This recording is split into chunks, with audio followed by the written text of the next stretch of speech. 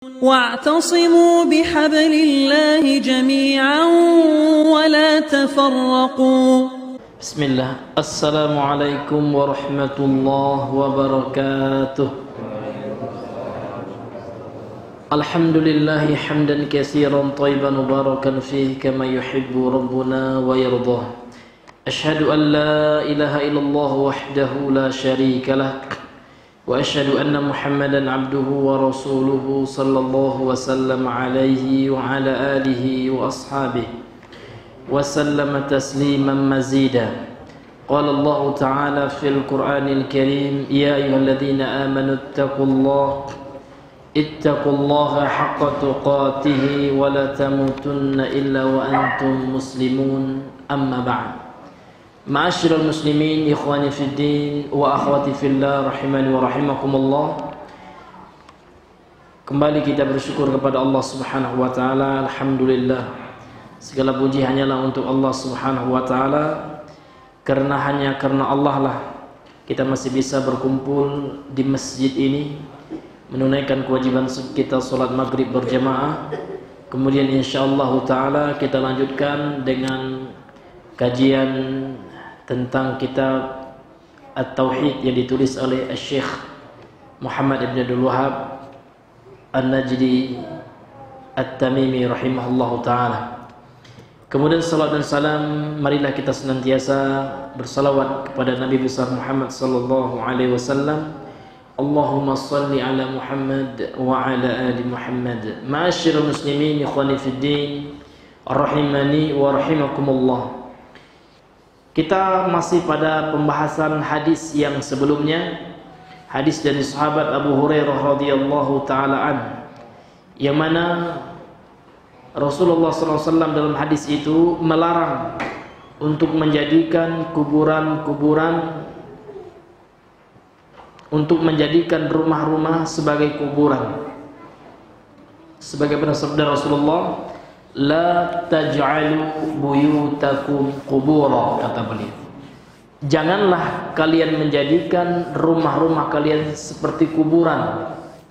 Wala taj'alu qabri aidan, dan janganlah kalian menjadikan kuburanku sebagai id, sesuatu yang selalu dikunjungi, sesuatu yang dirayakan. Wassallu alayya fa inna salatakum tablughuni haitsu kuntum, dan bersalawatlah kalian kepadaku, kata Rasulullah, karena sesungguhnya salawat kalian itu sampai kepadaku haitsu kuntum, dimanapun kalian berada. Hadis ini rawahu Abu Daud bi isnadin hasan, telah meriwayatkan hadis ini Al-Imam Abu Daud dengan sanad-sanad yang hasan, dan perawi-perawinya warwatuhu thiqat, dan perawi-perawinya adalah perawi yang kredibel, yang thiqah. Ma'asyiral muslimin yang Allah muliakan. Kemudian kita lanjutkan perkataan daripada Syekh Shalih Al-Fauzan selaku syarih atau pensyarah kitab ini. Jadi pembahasan kita pada malam hari ini dan yang setelahnya adalah tentang apa korelasi hadis ini, Pak. Apa korelasi atau hubungan hadis ini, ya? Apa hubungan hadis ini terhadap bab yang kita bahas? Jadi bab apa yang kita bahas ini, Pak? Bab tentang apa, Pak? Babu ma jaa fi himayatil Mustafa sallallahu alaihi wasallam. Bab tentang hadis-hadis yang datang yang menunjukkan bagaimana penjagaan baginda yang mulia sallallahu alaihi wasallam janabat tauhid wa saddihi kulla tariqin yuwassilu ila syirk, ya. Hadis-hadis yang datang dari Nabi sallallahu alaihi wasallam, bagaimana di dalam penjagaan beliau, ya, sisi tauhid, dan bagaimana beliau memutus seluruh jalan yang mengantarkan kepada kesyirikan.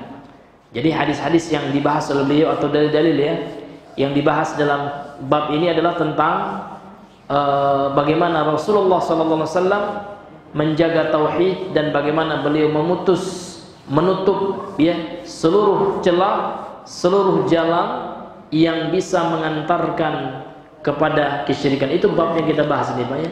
Jadi apa korelasi hadis ini terhadap bab ini yang akan dijelaskan oleh pensyarah kitab yang Allah muliakan dan semoga Allah jaga beliau. Qala syarihu hafizahullah taala munasabatul hadisi lil bab, ya, kesesuaian atau korelasi hubungan ya, hadis ini terhadap bab yang kita bahas, yaitu bab tentang bagaimana penjagaan beliau terhadap tauhid gitu. Beliau berkata anna fihi hasman limadati syirki wasaddan liturqi al-musilati ilaihi. Beliau berkata sesungguhnya di dalam hadis ini terdapat ya hasman, terdapat upaya Rasulullah dalam memutus, hasman itu Pak, memutus ya, limadati syirk, maddah kesyirikan. Maddah itu artinya materi, substansi lah gitu ya, substansi atau bentuk kesyirikan. Jadi dalam hadis ini Pak terdapat bagaimana usaha Nabi memutus segala yang berbau kesyirikan. Karena memang Bapak Ibu banyak kesyirikan terjadi di umat akhir zaman ini. Di antara sebabnya adalah apa Pak? Yang telah kita bahas sebelumnya, apa penyebab terbesar kesyirikan yang terjadi pada umat manusia? Apa Pak? Iya betul, itu diantaranya ya, bodoh terhadap agama, betul Pak, Masya Allah. Kemudian apa lagi Pak? Iya, disebabkan bodoh sehingga manusia jatuh ke dalam ya hulu itu. Ya, hulu itu melampaui batas terhadap orang saleh. Jadi bentuk melampaui batas terhadap orang saleh itu adalah mengagungkan, mengkeramatkan serta mengkultuskan orang soleh tersebut, dan kalau seandainya sudah wafat orang soleh itu kuburannya dikeramatkan. Nah ini bentuk melampaui batas terhadap orang soleh, sehingga diyakini ya kuburannya itu bisa mendatangkan manfaat dan menolak mudarat, sehingga diyakini kuburannya sesuatu yang sakti Pak, sesuatu yang mendatangkan barokah, sehingga ya tidak jarang di antara manusia bertabarruk atau ngalap berkah di kuburan orang soleh. Padahal Rasulullah sendiri mengatakan dalam hadis ini, apa kata beliau? Ya, wala taj'alu qabri 'aidan. Dan janganlah kalian jadikan kuburan ikut sebagai aid. Aid itu apa? Artinya aid itu secara bahasanya dari kata ada, ya'udu, audatan au aidan ya, yang artinya sesuatu yang diulang-ulang, sesuatu yang dirayakan, itu id. Maka ada istilah kita satu Syawal itu Idul Fitri ya, ketika satu Syawal dirayakan terus, ini ada dalilnya. Sementara Nabi melarang ya kita untuk menjadikan apa Pak? Kuburan beliau sebagai objek untuk selalu diulang-ulang karena mengagungkannya, karena ini dikhawatirkan akan mengarah kepada perbuatan kesyirikan. Bapak Ibu yang Allah muliakan, maka korelasi hadis ini terhadap bab yang kita bahas ini, bahwasanya dalam hadis ini terdapat bagaimana usaha Nabi untuk memutus seluruh jalan-jalan kesyirikan. Wasad dan lituruki, kemudian beliau juga menutup ya seluruh celah, seluruh fasilitas sarana al-musilati ilaih yang mengantarkan kepada kesyirikan tersebut ya, haitsu afada annal qubura ya, bahwasanya bisa diambil faidah atau hadis itu memberikan faidah. Hadis yang kita bahas itu memberikan pelajaran annal qubura, sesungguhnya kuburan-kuburan itu la yusalla indaha, tidak boleh salat di sisinya. Jadi nggak boleh Pak kita sholat ya di kuburan, tidak boleh. Kenapa tidak boleh? Ya karena telah datang larangannya dari Nabi SAW. Karena Rasul mengatakan dalam hadis lain, dalam hadis Sahih Muslim ya, Rasulullah SAW bersabda, la tusallu ilal qubur wa la tajlisu alaiha, kata Rasulullah, janganlah kalian Salat menghadap ke kuburan, dan jangan pula kalian duduk di atas kuburan-kuburan tersebut. Jadi salat enggak boleh kita menghadap ke kuburan karena dilarang oleh Nabi, dan karena juga akan menimbulkan pengagungan kepada kuburan tersebut. Maka dalam Islam tidak boleh kita mengagungkan kecuali apa yang diagungkan oleh Allah dan Rasulnya. Jadi kita hanya disuruh untuk mengagungkan Allah, mengagungkan syiar-syiar syariat Islam, syariat Allah. Kalau kuburan tidak apa? Karena kuburan telah banyak larangan-larangan dari hadis-hadis Nabi untuk dilakukan sesuatu hal yang melampaui batas atau berlebihan yang berkaitan dengan kuburan. Hadis yang sebelumnya apa ya? Rasulullah berdoa kepada Allah sebagaimana diriwayatkan oleh Imam Malik dalam Al-Muwatta'nya. Bagaimana doa Rasulullah itu? Allahumma la taj'al qabri wasanan yu'bad, kata beliau. Allahumma, ya Allah, la taj'al qabri, janganlah engkau jadikan kuburanku wasanan, sebuah berhala yang disembah. Maka Bapak Ibu yang dimuliakan oleh Allah Subhanahu wa taala, maka jangan sampai kita umat Islam ya mengagungkan sesuatu yang bisa mengantarkan kepada kesyirikan. Yang kita agungkan itu hanyalah Allah dan sesuatu yang Allah perintahkan untuk diagungkan. Masyarul muslimin yang Allah muliakan. Jadi hadis ini juga memberikan faedah, kata beliau, tidak boleh kita sholat di sisi kuburan.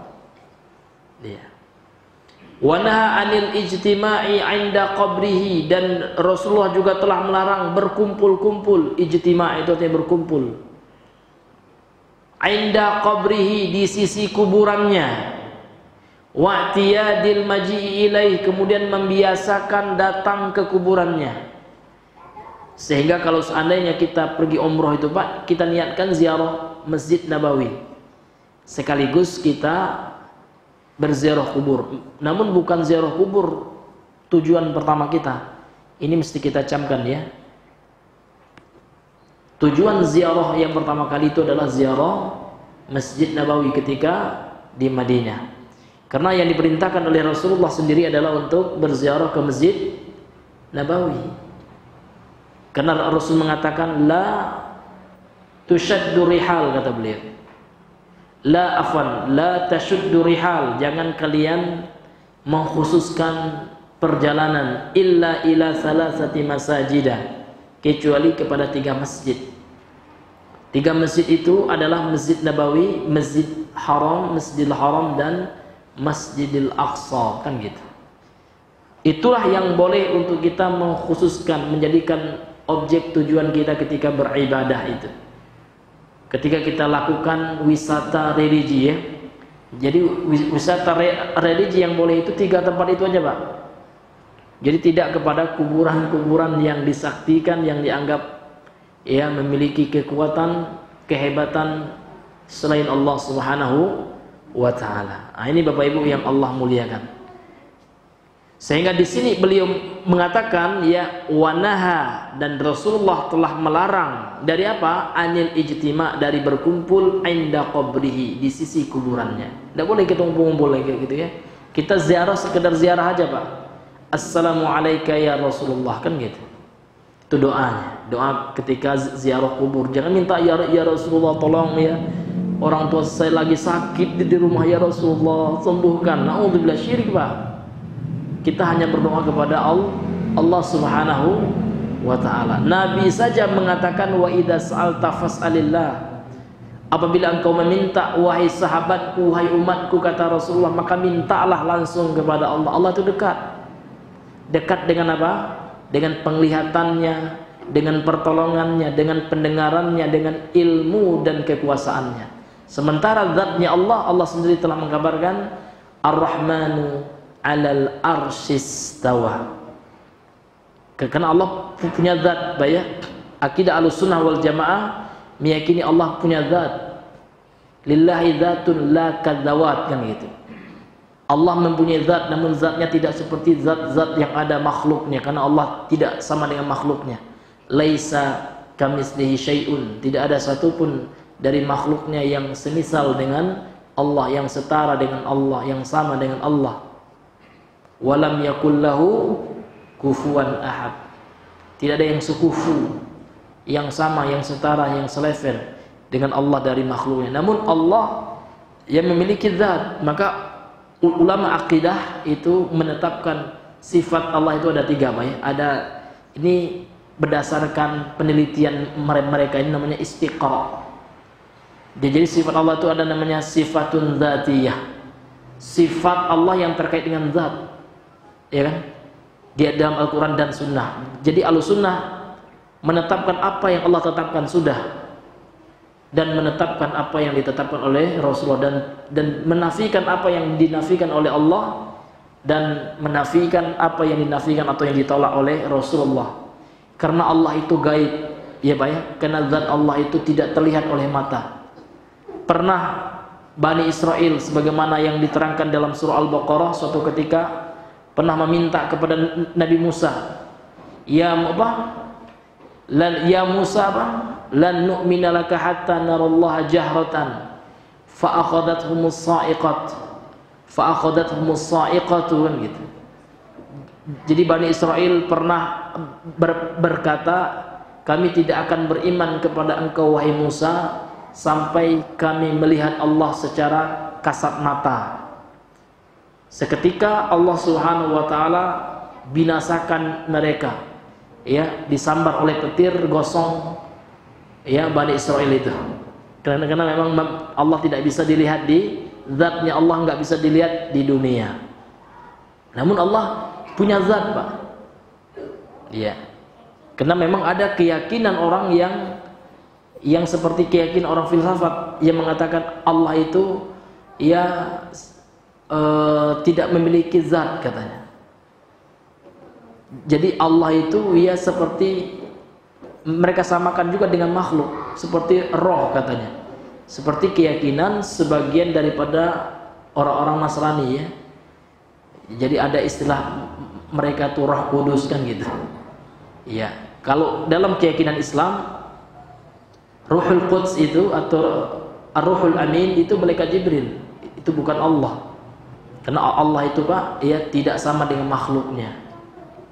Karena roh itu makhluk. Nah, ini ada sebagian keyakinan Sufi, ya, yang mengatakan roh itu nggak makhluk, katanya. Iya, roh itu bagian daripada Allah.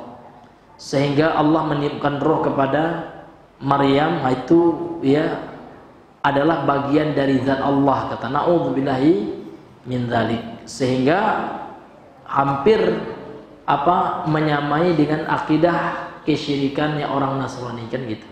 Sehingga orang Nasrani ya meyakini Nabi Isa atau bahasa Yunaninya Yesus itu, mereka yakini sebagai anak, ya, daripada Allah. Na'udzubillah, ya, min dzalik. Kufur, ya, ucapan yang seperti itu. Na'udzubillahi min dzalik. Maka untuk itu Bapak Ibu yang dimuliakan oleh Allah, maka kita mempelajari akidah ini sesuai dengan manhaj Ahlus Sunnah wal Jamaah, sesuai dengan manhaj Ahlul Hadis, gitu. Jadi kita memahami akidah ini bagaimana Imam Al-Bukhari memahaminya, bagaimana Imam Muslim, dan yang sebelum mereka bagaimana Imam 4 mazhab itu memahami akidah tentang Allah. Bukan yang dipahami oleh ahlul filsafat dan ahlul kalam, ya. Karena Imam Syafi'i tidak pernah mengenal filsafat dan ilmu kalam. Bahkan beliau memberikan hukuman, Pak, bagi orang yang mempelajari akidah berdasarkan ilmu kalam, maka hukumanku bagi dia, kata beliau, bagi mereka itu, maka mereka itu harus dijarah, ya, di sepanjang kampung dan dipukuli dengan pelepah kurma, gitu. Itulah ganjaran bagi orang yang meninggalkan Al-Quran dan As-Sunnah serta pemahaman sahabat dan berpaling kepada teori-teori filsafat dan ilmu kalam. Ma'asyiral muslimin yang dimuliakan oleh Allah Subhanahu wa taala. Kembali kita kepada pembahasan ini. Jadi kita dilarang oleh Nabi untuk apa, Pak? Berkumpul di mana? Di kubur Rasulullah, tidak boleh. Kita sekedar untuk ziarah sudah, bukan untuk nangis-nangis supaya minta-minta dekati duit, minta sama Nabi juga. Masya Allah ya, minta sama Allah ya. Kemudian tidak boleh kita juga dilarang oleh Rasulullah apa Pak? Wa'tiyat al-maji ilaih, membiasakan ya, menjadikan tradisi gitu ya, menjadikan adah, kebiasaan, tradisi datang ke kuburan Nabi. Tidak boleh juga, dilarang oleh Nabi berdasarkan hadis ini. Kenapa alasannya Pak? Kenapa dilarang oleh Nabi? Alasannya apa Pak? Disebutkan oleh beliau alasannya adalah li'anna dzalika, karena sesungguhnya perbuatan itu mimma, diantara perkara yang yuwassilu ila syirki, mengantarkan kepada perbuatan kesyirikan. Makanya dilarang oleh Nabi, karena Nabi menutup seluruh jalan, memutuskan seluruh perantara ataupun seluruh sebab yang bisa mengantarkan kepada perbuatan kesyirikan.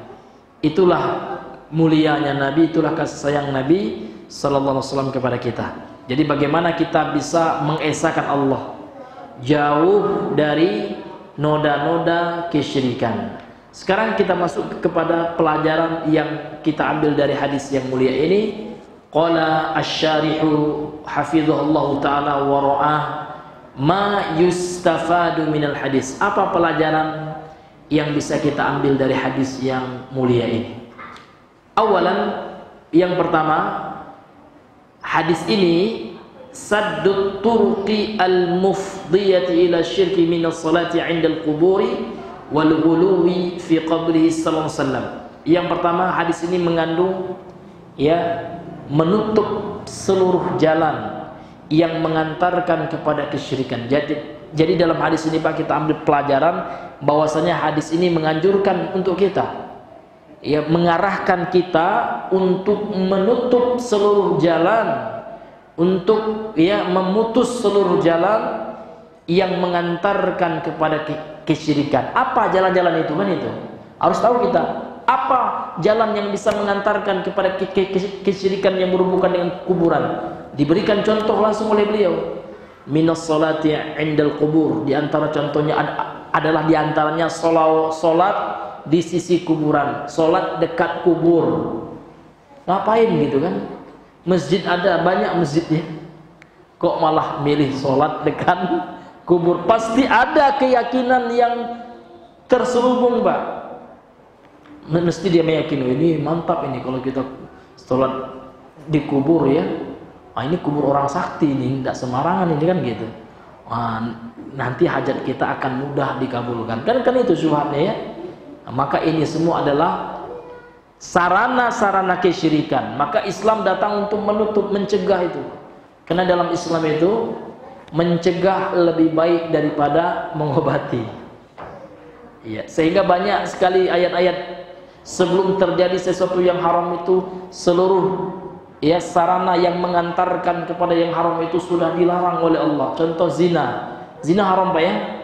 Namun dalam Al-Quran Allah melarang jangan dekati zina. Wala taqrabuz zina, kata Allah. Artinya apa? Luar biasa Islam itu. Sebelum terjadi sudah dilarang untuk mendekatinya sebelum terjadi. Sehingga seluruh yang berpotensi mendekatkan diri orang kepada perzinaan, maka semuanya diharamkan. Mulai dari melihat, kan awalnya kan mata yang jelalatan, ya kan, mata yang suka lihat ya, yang haram Pak. Dari mata nanti turunlah ke hati kan gitu. Makanya dalam Islam itu Allah menganjurkan kepada laki-laki yang beriman, hukumnya wajib Pak, tidak sunnah. Menundukkan pandangan itu hukumnya wajib, karena diperintahkan oleh Allah, qul lil mu'minina yaghudduna min absarihim. Katakan wahai Muhammad, kata Allah, lil mu'minin, terhadap orang-orang laki-laki yang beriman, hendaknya mereka menundukkan pandangan mereka ya terhadap sesuatu yang haram.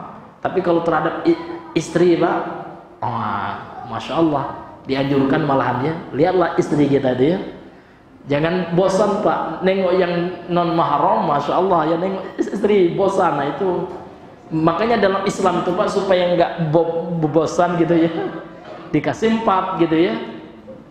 Namun ada syarat dan ketentuan berlaku ya. Ya tidak begitu saja Pak ya.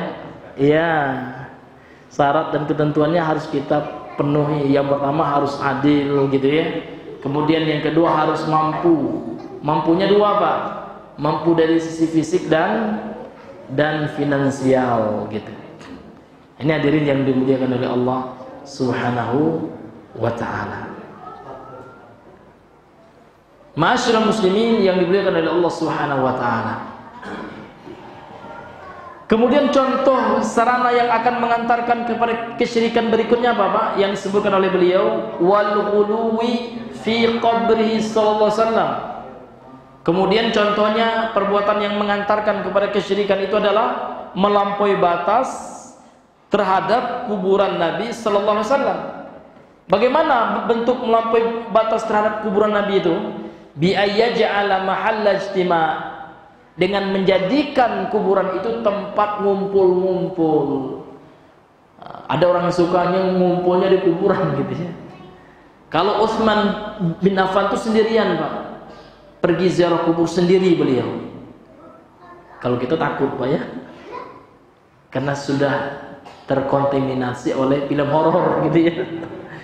Kalau sahabat enggak, dewean pergi ke kuburan, kemudian setelah itu ingat kepada kematian gitu ya. Ingat ya, mati, ingat akhirat, itu gunanya ziarah kubur itu Pak.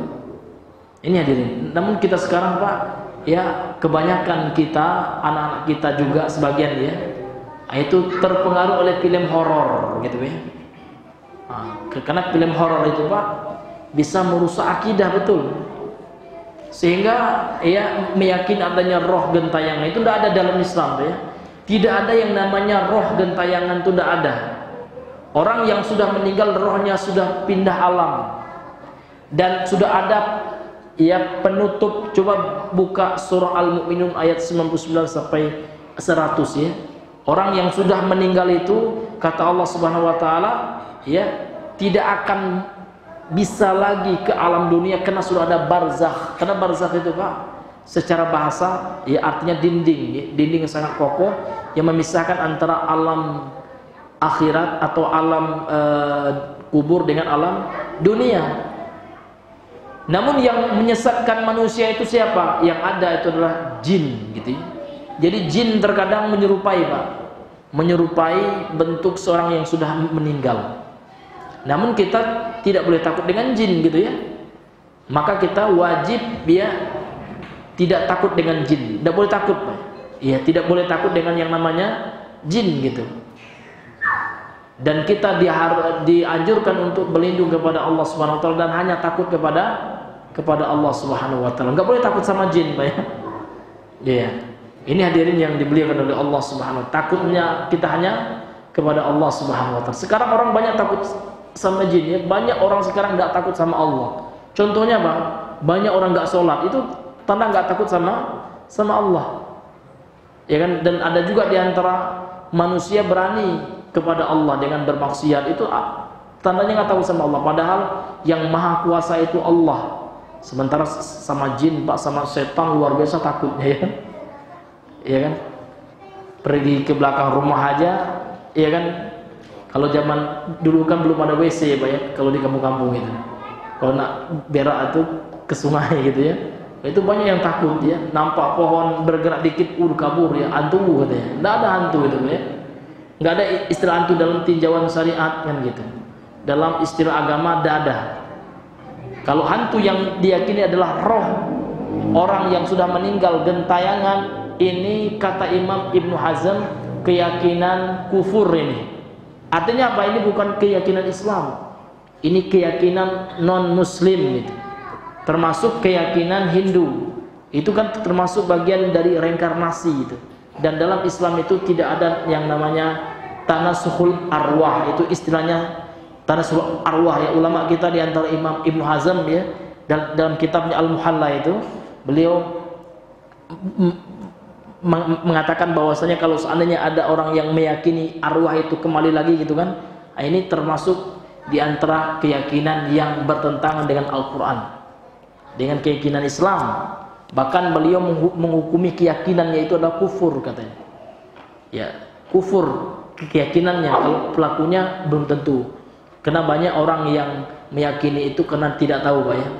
Tidak tahu bahwasanya itu ideologi atau keyakinan yang bertentangan sangat dengan Islam. Nah, itulah konten film horor yang ada, Pak. Ya kan? Na'udzubillahi min dzalik. Kenapa beliau katakan kufur, Pak? Karena bertentangan dengan Al-Quran gitu. Al-Quran mengatakan kalau seandainya seorang yang sudah meninggal itu, maka rohnya itu ya itu akan masuk ke dalam alam kubur dan akan terhalangi oleh dinding, itu namanya barzakh gitu ya. Ya, wa mi waraihim barzakhun ila yaumi yub'atsun. Ya kan, orang yang meninggal itu kata Allah Subhanahu wa taala itu di belakang mereka itu ada dinding gitu ya. Ketika mereka telah masuk ke alam kubur, maka roh itu tidak akan bisa lagi masuk ke alam dunia gitu. Dan tidak akan bisa gentayangan. Ini Bapak Ibu yang Allah muliakan. Ma'asyiral muslimin yang dimuliakan oleh Allah Subhanahu wa taala. Kemudian apalagi Pak bentuk ghulu terhadap atau melampaui batas terhadap kuburan Nabi? Yang pertama, menjadikan tempat berkumpul kan itu. Kemudian yang kedua, wartiyadin tarattabu lahu ziyaratun makhsusatun. Dan menjadikan kuburan Nabi itu Pak sebagai tempat untuk diziarahi secara khusus ya. Tarattabalahu, berkonsekuensi terhadap kuburan Nabi itu ziyaratun makhsusatun gitu ya. Kunjungan-kunjungan yang khusus, artinya kita mengkhususkan, tidak ada yang lain. Jadi ketika kita pergi ke Madinah itu, tujuan hati kita ke kuburan Nabi tok gitu kan. Itu maksud tujuan pertama kita. Ini keliru Pak. Ya, karena ini termasuk yang dilarang oleh Nabi kan itu. Yang melarang bukan kita Pak ya. Yang melarang adalah Nabi. Itulah makna larangan Nabi, wala taj'alu qabri 'aidan, kata Rasulullah. Jangan engkau jadikan kuburanku seperti perayaan gitu ya, yang selalu diulang-ulang perayaannya. Ya kan? Nah, ini hadirin yang dimuliakan oleh Allah Subhanahu wa taala. Namun boleh Pak, ketika kita ke Masjid Nabawi, tujuan kita qadarullah beliau dikuburkan di rumahnya, di kamar istrinya Aisyah, karena terjadi perluasan Masjid Nabawi sehingga masuklah kuburan beliau ke dalam masjid. Namun bukan niat beliau, bukan maksud beliau memasukkan kuburan ke masjid, itu karena darurat gitu ya, karena masjid sudah mengalami perluasan Pak. Dan setiap nabi itu sudah kewajiban bagi setiap nabi itu, yudfanu ya min haitsu yamut. Mereka dikuburkan di mana mereka diwafatkan oleh Allah. Jadi Nabi diwafatkan qadarullah di mana? Di rumahnya, dan rumah Nabi qadarullah di mana Pak? Dekat masjid, bukan sengaja kan, enggak.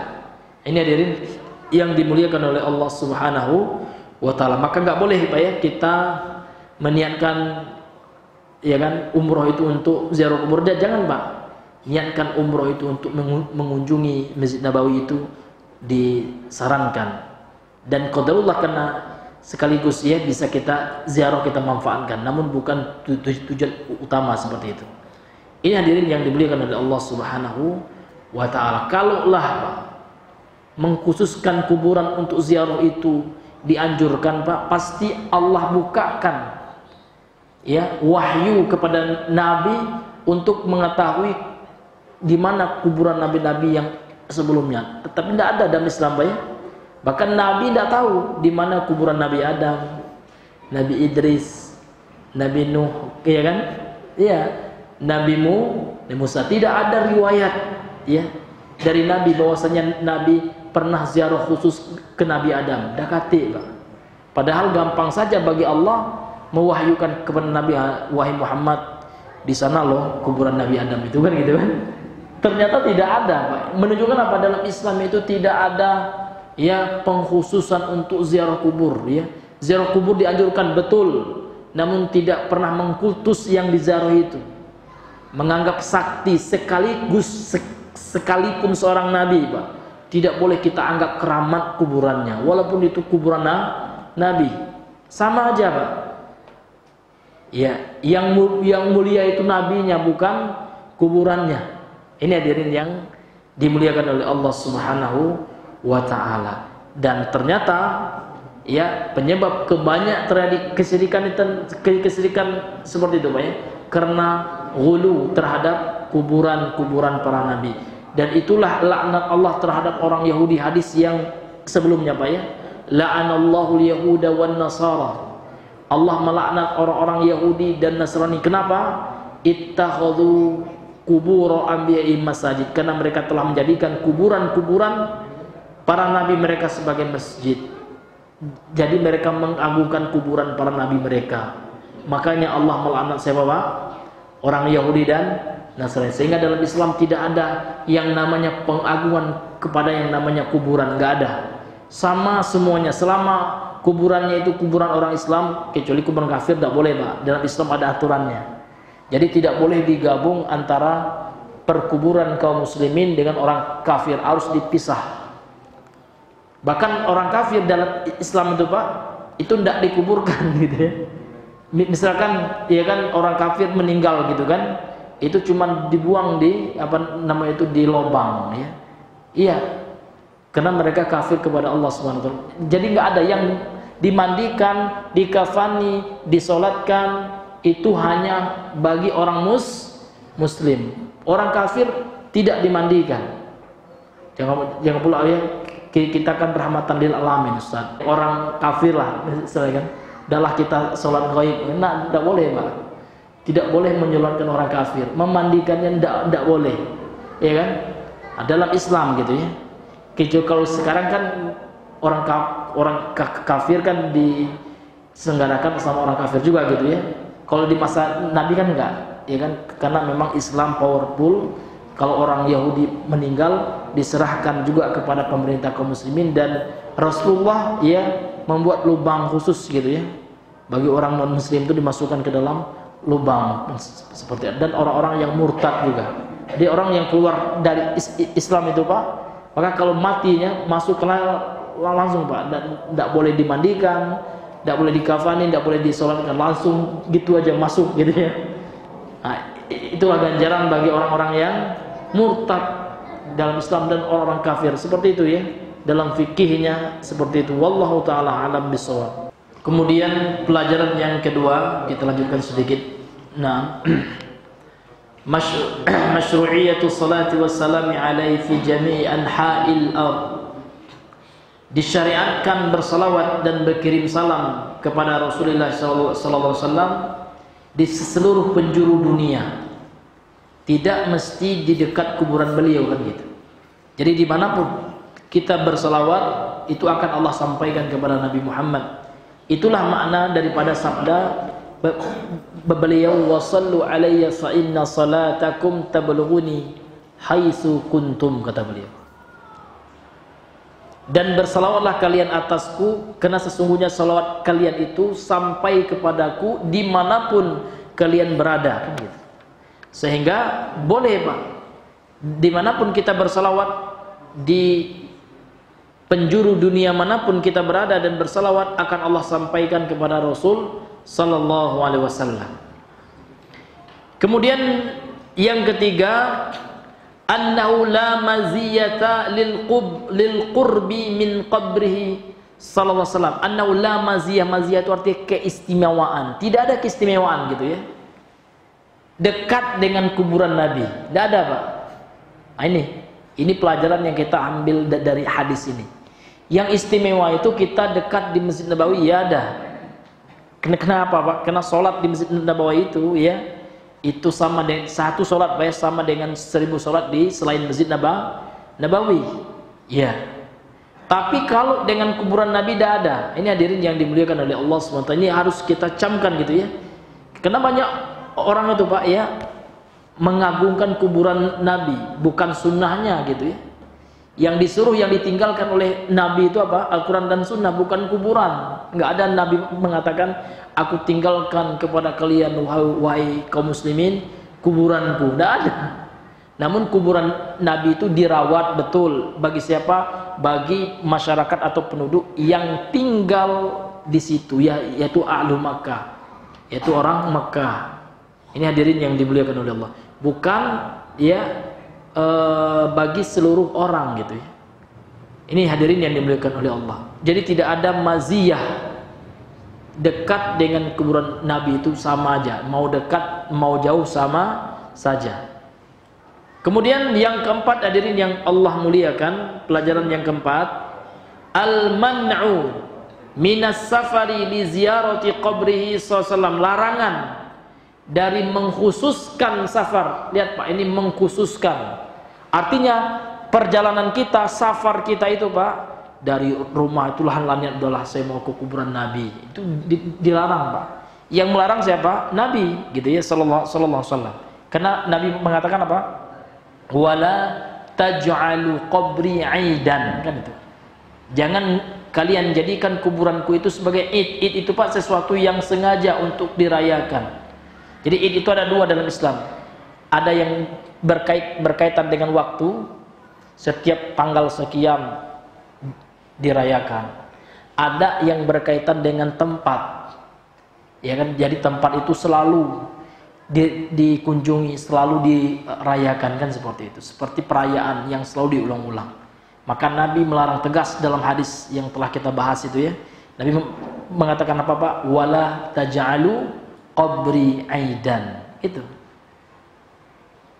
Ini hadirin yang Allah muliakan. Kemudian pelajaran yang terakhir yang kelima, himayatuhu sallallahu alaihi wasallam janabat tauhid. Dalam hadis ini terdapat bagaimana ya penjagaan Rasulullah sallallahu alaihi wasallam sisi tauhid, sisi ketauhidan itu. Kenapa Nabi melarang Pak orang-orang untuk apa? Untuk berlaku melampaui batas, menjadikan kuburan beliau sebagai sesuatu yang dirayakan, sesuatu yang diulang-ulang ke situ. Untuk apa? Tujuannya semata-mata murni untuk menjaga tauhid, supaya manusia tidak melenceng keyakinan tauhidnya, supaya manusia tetap mengesahkan Allah dan tidak terkotori keyakinannya terhadap perkara-perkara yang berbau kesyirikan. Karena syirik itu memang bahaya Pak ya, bahaya sekali.